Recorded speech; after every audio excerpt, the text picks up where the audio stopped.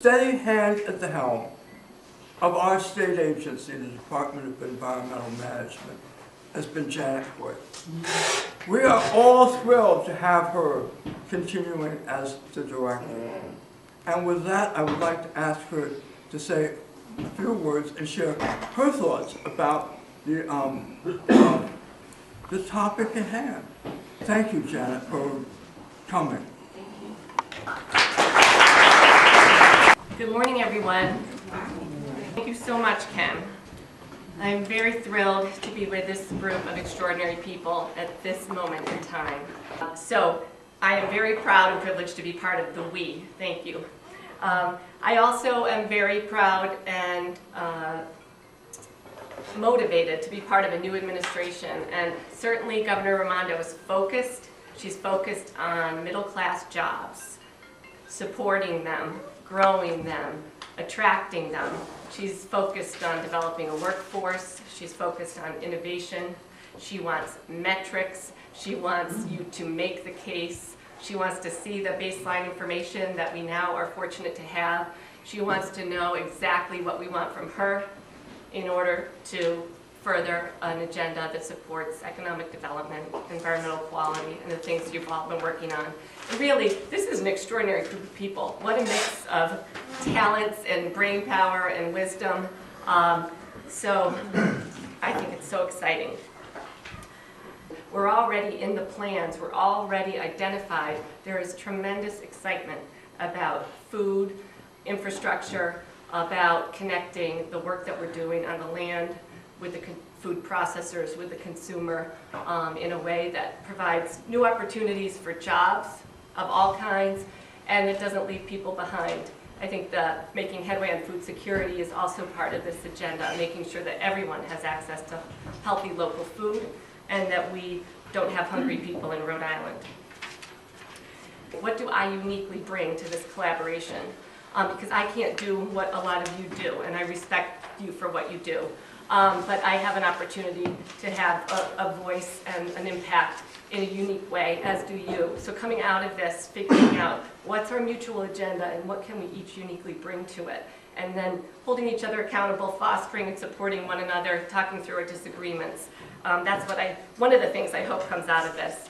So DEM does have a unique role, and it's a multifaceted role. I guess I'll simply say, I think one of the most important things we do is connect programs to people, connect policymakers and legislators to the reality on the ground, connect to all of you in a way that can help us use the power of government. So she really wants to know exactly what we need from her. She wants to raise awareness. She wants to get the message out. We can use her voice to create some of the synergies and relationships and policies and programs that we're looking for. I think there'll be some competing proposals on how to fund the Local Ag and Seafood Act grants program.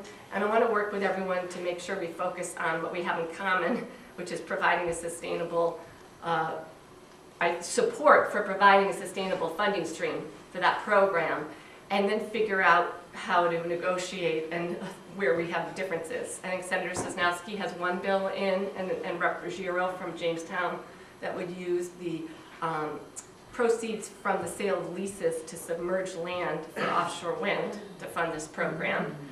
And then the governor's been talking about that, the idea of increasing the fee for commercial feed so it's comparable to other states, and using the additional money on that to fund this program. Some people hate one, some people hate the other. I've talked to the governor about making sure we all focus on the need for sustainable funding for the program, and then figure out what's politically feasible and what we can live with. Let's not fight about how to do it so much that we don't get it done. So I think there's a lot of ideas in the mix there. The food hub at Shooters. Do you endorse it? Do you think it's a good idea? We're excited about it. I'm talking to the governor, the new Secretary of Commerce about it. It's not quite ready for prime time. I think it could be. People in this room come out of today thinking that's a good idea. So please discuss that and think about it. It's another place we could really innovate. At the top of Narragansett Bay, we could build a new pier. We could connect you through a bike path, a walking park, we could have exciting farmers markets and food processors and restaurants and picnickers. It could really be amazing. I was thinking about it when I was in San Francisco recently. The ferry building, also a pier behind it, and people selling local honey and local shellfish. So just think about it. I think it could be amazing, but obviously requires investment. But we have the property now, and that's one of the ideas. It's actually the idea we have on the absolute front burner. What ones do we need to put in front of the governor? What ones do we need to promote with the General Assembly? What ones do we need to just work on our own and communicate with one another? So let's identify and rally around those ideas. And again, I can tell you the governor's very, very excited about the whole agriculture, food, economic sector. And she's motivated not just by her heart, but by her head. So we need those metrics and those return on investment calculations that will give people confidence that we know what we're doing. And thank you so much. I have utmost respect for the people in this room. It's an amazing group, and I'm only sorry I can't stay the whole day, but I look forward to the rest of the morning.